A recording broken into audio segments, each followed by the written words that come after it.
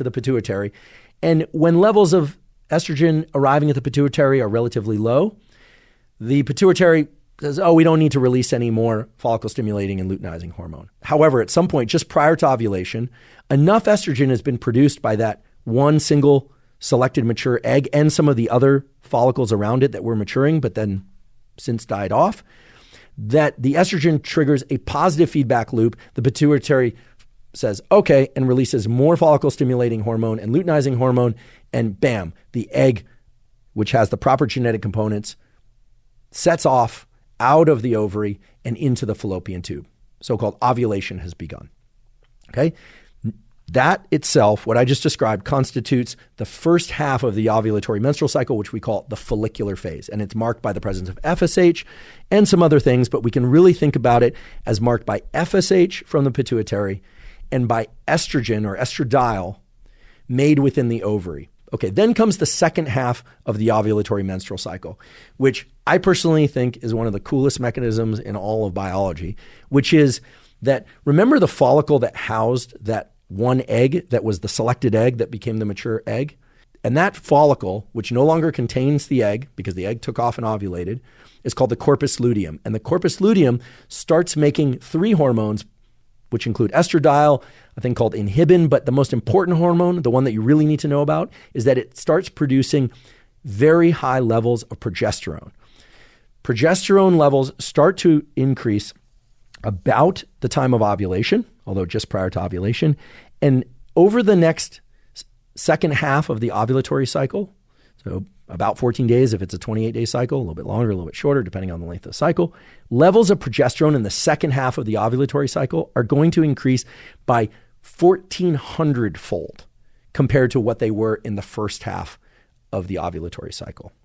So again, if we were to characterize the menstrual ovulatory cycle in broad strokes, what we would say is that FSH and estrogen mark the initial part, the first half, the so-called follicular phase, and that the estrogen and FSH set in motion ovulation, and they prime the system for the production of a corpus luteum, which produces progesterone. And the second half of all of this is called the luteal phase.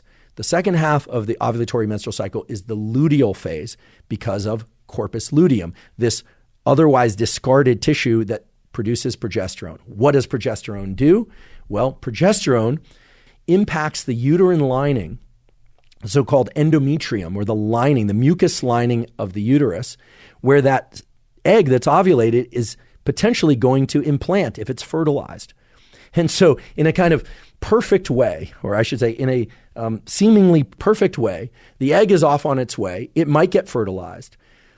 The remnants of the compartment that let go of that egg produce a hormone that then prepares the endometrial lining of the uterus for the potential implantation of that egg. It's basically making the bed for the fertilized egg to potentially embed in, to implant in, and then achieve all the nourishment that it needs to grow eventually into a healthy embryo and child.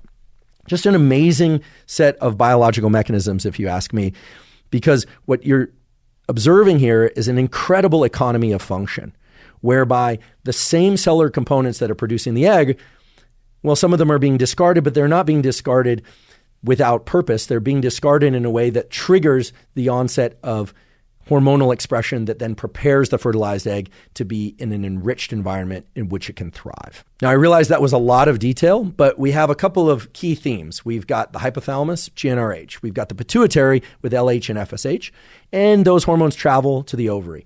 The ovary has eggs in a vault, basically immature eggs in a vault.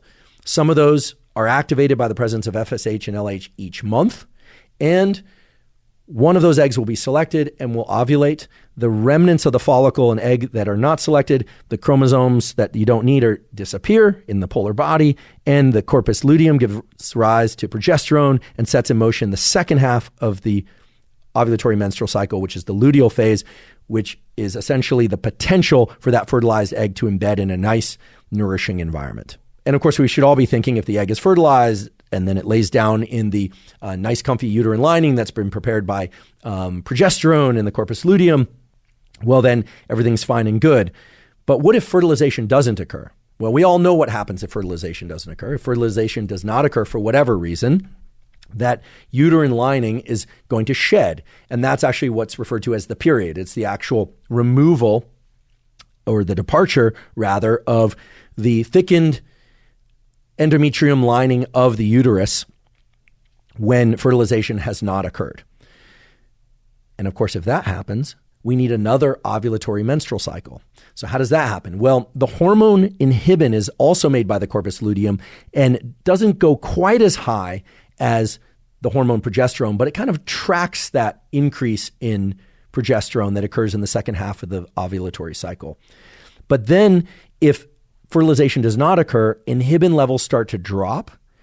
And what I haven't told you is what inhibin does. Inhibin, in concert with other hormones like estrogen, feed back to the hypothalamus and prevent the further release of follicle-stimulating hormone and luteinizing hormone, right? If you have an egg that gets fertilized and can implant, well, then you don't want more eggs to mature, right? You want to hold on to the ones in the vault. You don't want them to mature. And hormones like inhibin and, again, working with other hormones are going to prevent the secretion of things like FSH and LH. Now, typically, people are not getting pregnant every month. In fact, that's not possible. And part of the reason it's not possible is that if the fertilized egg implants, there are a number of different hormone cascades that shut down the production of things like GnRH, FSH, and LH in ways that prevent further maturation of follicles in a follicular phase. But in the instance where fertilization doesn't occur and menstruation occurs, and I should mention that the duration of menstruation, the actual bleeding, typically is anywhere from 1 to 5 days. The quote-unquote heaviness, the lightness or heaviness of that bleeding will depend on, you guessed it, the amount of progesterone that is secreted from the corpus luteum. That's one of the key players there. And if menstruation occurs, well then inhibin levels also drop, progesterone levels also drop, and when that occurs, there's a positive feedback signal up at the level of the pituitary. The pituitary literally can register how much inhibin and progesterone and estrogen is present in the bloodstream. And if those levels are sufficiently low, well then GnRH gets secreted again, FSH gets secreted again, and LH gets secreted again. And the first half, the follicular phase of the menstrual cycle, initiates all over again. It's hard to overstate how beautifully orchestrated this entire system is, the number of feedback loops and feed-forward loops. I think if you can just generally understand that the first half of the menstrual ovulatory cycle is marked by the maturation of the follicles in FSH, and that the second half is marked by the accumulation of progesterone and the thickening of the uterine lining should fertilization and implantation occur, I think that you will certainly understand the female reproductive cycle better than most people out there. It will also help you understand a number of things that are sometimes associated with the female reproductive cycle. For instance, there are data showing that in many, not all, but in many women, in the 4 to 5 days prior to ovulation, there is a dramatic increase in libido. That dramatic increase in libido is triggered by a number of things, but some of those things include the spike in FSH that occurs, the spike in LH that occurs, and some associated increases in androgens, things like DHEA and testosterone, which, just as in males, can be related to libido, in females trigger libido. You can imagine why this would be an effective mechanism to have in place in females if the goal, as it were, certainly of the egg, perhaps not of the woman as a whole, but if the goal is to fertilize the egg. So increases in libido just prior to the onset of ovulation. There's also been a lot of discussion and interest and frankly data exploring the malaise that can occur at certain portions of the menstrual cycle. And there's a lot of misconception about this. A lot of people have focused on the malaise that can occur around the time of bleeding, but there are actually stronger data to support the fact that some, not all women, experience a kind of malaise, sometimes associated with anxiety, sometimes not, that's associated with the mid to second half of the luteal phase of the ovulatory menstrual cycle. And that, despite what people commonly think, is not associated with elevated levels of estrogen. It's actually associated with the depletion in estrogen levels that can occur during certain portions of that second half of the luteal phase of the menstrual cycle.